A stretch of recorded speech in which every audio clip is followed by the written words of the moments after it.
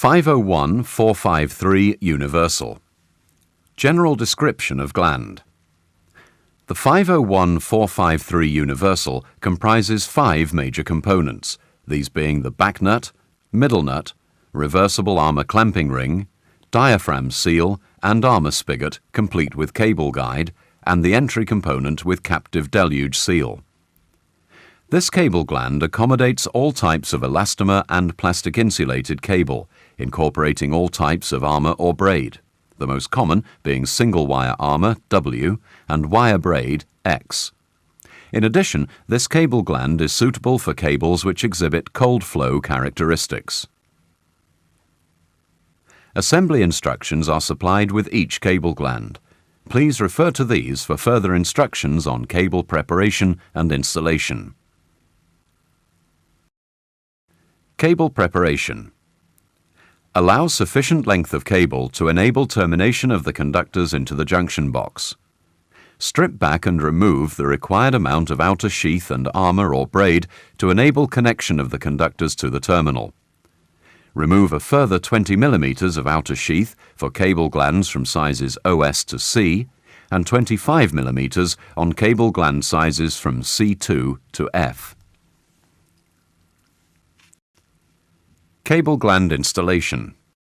Fit the ingress protection or IP washer if required onto the entry thread and fit the entry component into the junction box, hand tight using the enclosure thread or lock nut. Using a spanner or wrench, tighten until resistance is felt 1/4 to a 1/2 turn nominal. Pass the back nut, middle nut and reversible armour clamp or RAC over the cable, making sure that the RAC is positioned in the correct orientation for single-wire armour, tape or braid, with the arrowhead indicating the correct armour or braid type pointing towards the equipment. Spread the armour or braid by gently pulling it away from the inner sheath of the cable. A screwdriver may be required for larger-sized cables. The cable is then pushed through the diaphragm seal.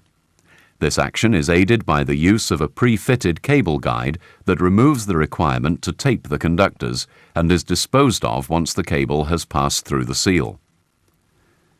The diaphragm seal can be rolled back to ease assembly and pulled down the cable until the ends of the armour or braid are against the shoulder of the armour spigot. Push the cable through the entry component, bring up the armour clamping ring and position over the armour or braid. Then bring up the middle nut and hand tighten onto the entry. Finalize by tightening the middle nut by a further 1/2 to 3/4 of a turn with a spanner or wrench to make off the armour clamping assembly.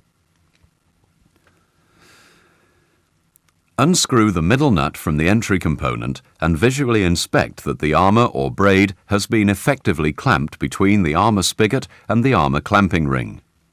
Reassemble the middle nut onto the entry component and hand tighten. Using a spanner or wrench, tighten by a further 1/6 of a turn to finalize assembly to the entry component. Bring up the back nut and hand tighten until it forms a seal around the outer cable sheath.